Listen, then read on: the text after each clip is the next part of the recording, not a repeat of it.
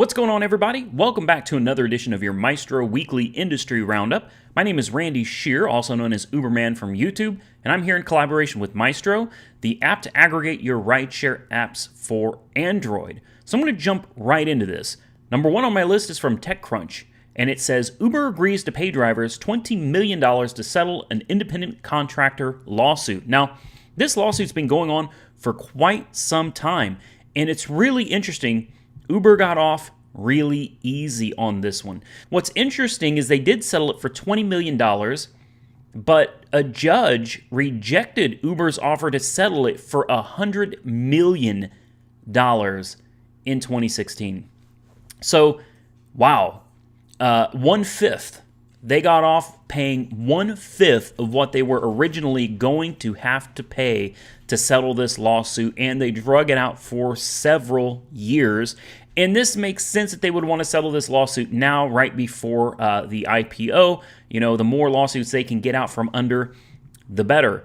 So this will only affect drivers in Massachusetts and in California, and that's it. So it looks like the number of drivers involved in this suit are about 13,600. So, and yeah, it's not going to come out to a whole lot. I don't think drivers are going to see very much of this at all.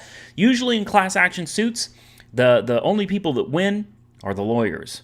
Number 2 on my list is from Mashable, and it says, Uber looks into a solution regarding drivers reportedly gaming the system for cancellation fees. Now, some of you may be sitting out there going, what do you mean gaming for cancellation fees? Cancellation fee isn't that much. It's $5. Why would you game the system for a $5 cancellation fee? Well, I've talked to several drivers, and several drivers have actually openly admitted to me that they do game the system for cancellation fees. There are a lot of markets where your typical ride, your typical trip, is going to be down the street or down the block. To them, it's not worth taking. Why?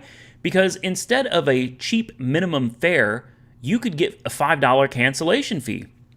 There's a lot of drivers out there that feel like they would rather not take a passenger and collect a cancellation fee than to have to deal with pulling up, parking, getting the passenger, driving the passenger, dropping them off. It's a lot easier to just collect that cancellation fee than it is to actually get a passenger in your car and drive them down the street. Now, while I do understand that, I do not agree with it. It's not the passenger's fault if these short trips are not profitable. So why rip off the passenger for a cancellation fee on a ride that they had no choice in the matter? They did not get to choose whether to get in your car or not, because the driver drove off, or the way they're doing it is the driver will call the passenger and say, hey, where are you going? And the passenger says, I'm going 2 blocks away or 3 blocks away. The driver will say, I'm sorry, I can't do it. You're going to need to cancel the ride. The passenger cancels the ride, and then the driver gets the cancellation fee. Or alternatively, I've seen cases where drivers say that they literally just drive away from the passenger until eventually the passenger cancels the trip. Now, while this may have been working for a while, I guarantee you Uber is looking into it, and it won't be long before they find a solution to this. And when you get caught doing it, it's going to be over. So I mean, here's my 2 cents. If the runs are so bad in your area that you are gaming the system for these cancellation fees and basically ripping off the passengers, maybe you should find another area to drive in. That's what I would do. I would go find a better area to drive so that you don't have to do this. Passengers should not be ripped off because short runs are not profitable for the driver. Plain and simple. Number 3 on my list, and this is probably the biggest news of all, is from Reason.com, and it says, New York City's minimum wage law for rideshare drivers might actually be reducing drivers' pay. Juno bookings are down 30% for the month of February, which is when the new pay rules went into effect, and the average hourly compensation has fallen by 17%. It's not just Juno, folks. Lyft has also seen a decrease in demand, although the article does not say what percentage it has affected Lyft. So Juno performs about 5% of rides in New York City compared to about 20% of Lyft and 70% for Uber. Now, here's the interesting thing.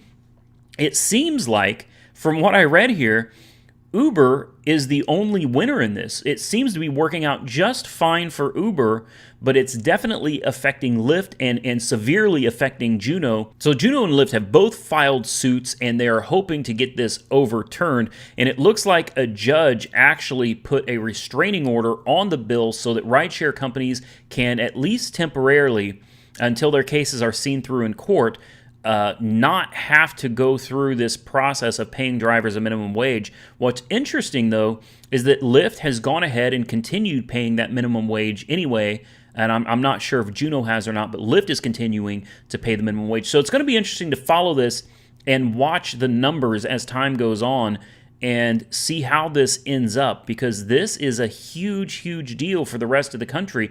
This could potentially change the way rideshare is paid forever.